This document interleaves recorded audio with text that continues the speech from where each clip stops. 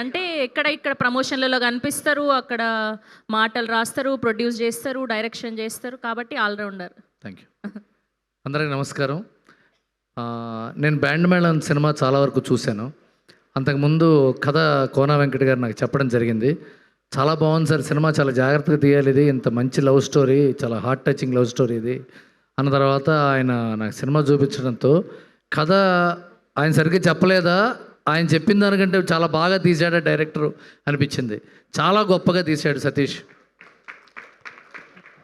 And cinema నేను సతీష్ గురించి నేను సినిమా బ్యాండ్ మేళం జరుగుతున్న టైంలో నేను ఎక్కడైనా వెళ్ళినప్పుడు చాలామంది సతీష్ మావాడండి, మా ఫ్రెండ్ అండి, మాకు తెలిసినవాడండి, మా దగ్గర పనిచేసాడండి, చాలా మంచి టాలెంటెడ్, మా టాలెంటెడ్ అని చెప్తూ వచ్చారు. తర్వాత చూసేటప్పటికి అంతే టాలెంటెడ్ అని తెలిసిపోయింది. చాలా మంచి ఫ్యూచర్ ఉన్న డైరెక్టర్ సతీష్ జవాజీ. అతనికి అంతే సపోర్ట్ ఇచ్చిన వెరీ గుడ్ కెమెరామెన్ మన సతీష్ ముత్యాల గారు. వెనకాల ఉన్నారు కానీ కెమెరా వెనకాల ఉన్నాడు. చాలా హైలీ టాలెంటెడ్ కెమెరామెన్. వీళ్ళిద్దరూ కాంబినేషన్లో ఇదే సినిమా గురించి చెప్తుంటే ఇంకొక విషయం గురించి చెప్పాలి.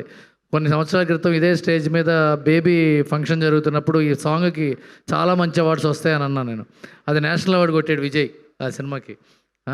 Highly talented team, cameraman, music director వీళ్ళందరినీ ఒక తాటి మీద తీసుకుని రథసారథి మా కోన వెంకట గారు చాలా గొప్పగా చేశాడు సినిమా. ఈ సినిమా ఎంత మనసు పెట్టారంటే ఆయన పాటలన్నీ చంద్రబోస్ గారి చేత రాయించారు, మ్యూజిక్ దగ్గరుండి చేయించుకున్నాడు, మంచి లొకేషన్స్, చాలా మంచి లొకేషన్స్. వీళ్ళందరూ ఇద్దరు చక్కటి సీతాకోక చిలుకలు లాంటి పిల్లల్ని తీసుకొచ్చి హీరోయిన్ చేశాడు ఆయన. హర్ష రోషన్ అండ్ శ్రీదేవి చాలా గొప్ప టాలెంట్. ఇద్దరు లైవ్ వైర్స్ పర్ఫామ్ చేస్తున్నట్టు ఉంటుంది స్క్రీన్ మీద చూస్తుంటే. తర్వాత ఇంకో ప్రమోషనల్ ఈవెంట్స్ చాలా ఉంటాయి. Let us all meet at that. All the best to band madam. God bless.